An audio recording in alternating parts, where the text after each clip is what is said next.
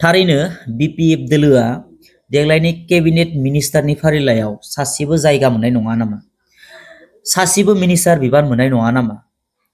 तो खुलुमबाय, जोङो बे भिडिअनि गेजेरजों जों गुवारै सावरायगोन। देग्लायनि जि आसाम विधानसभा इलेक्शन, बे इलेक्शनाव बिपिएफ दोला हारसिङैनो 10टा सिट दखल खालामनो हादों आरो बिनिनो माने मोनब्रैया बिजेपिनि दखलाव, मोनसेया कंग्रेसनि दखलाव। नोंथांमोना बेखौ मिथिखागौ। दा बिजेपिया हारसिङैनो 82 मासि मोनदों, 82 सिटआव देरहानो हादों। दा बिथांमोना गोसोबा हारसिङैनो सरकारखौ दानो हायो, नङा होनबा? दा तो बेनिखायनो बे हाग्रामा महिलारि बिथाङा मिडियानि सिगाङाव मन्त्रिनि बार्गेनिं खालामा, जोङो बिटिसि जौगानायनि थाखायसो बार्गेनिं खालामगोन, बे स्टेटमेन्टखौ मिडियानि सिगाङाव होदों।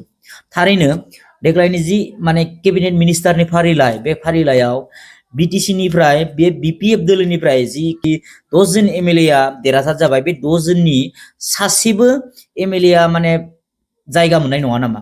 सासेबो मिनिस्टार मोननाय नङा नामा?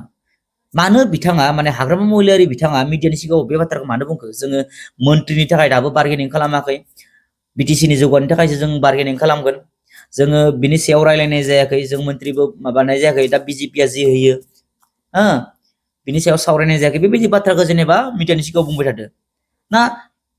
सिं सिं मिथिखाबाय जे जोंनो सासेबो मिनिस्टार होनाय नङा। दा हाग्रामा महिलारि बिथाङा इन्टारनेलि मिथिखाबाय नामा जे बिजेपिया देग्लाय माने केबिनेट मिनिस्टारनि जि फारिलाइ बेयाव सासेबो बिपिएफनिफ्राय होनाय नङा होननानै?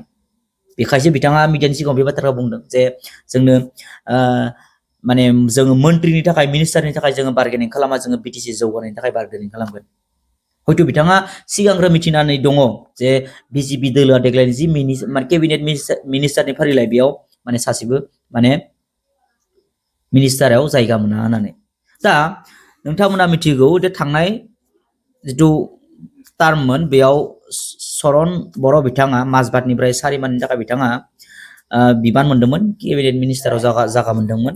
दा उदालगुरि जिल्लानिफ्राय चरण बर'बो देरहाबाय, रिहन दैमारि बिथाङाबो देरहाबाय। दा रिहन दैमारिया सिगांनि समफोराव मिनिस्टार बिबान मोनदोंमोन।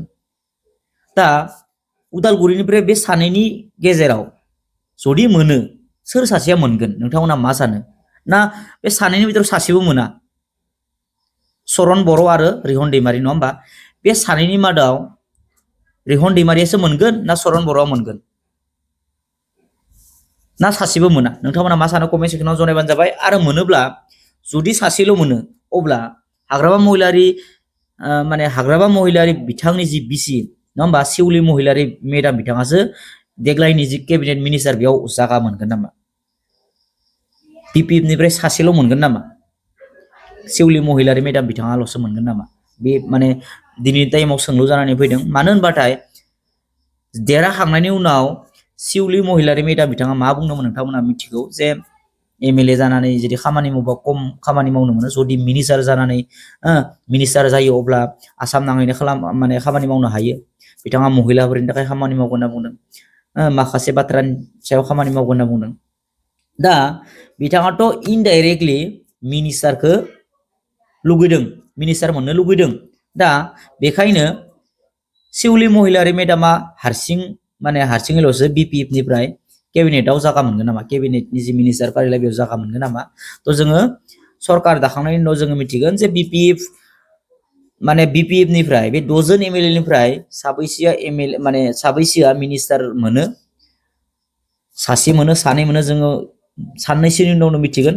दा 12 तारिख खालि आसाम सरकारा, नङा होमबा, दानो थांगासिनो दङ, खानापारायाव समायखिरा लागोन। तो जोङो बिनि उनाव जोङो मिथिगोन जे मिनिस्टारखौ बिपिएफ दोलोनिफ्राय सोर मोनगोन, बेखौ जोङो मिथिनानै मोनगोन थाबैनो।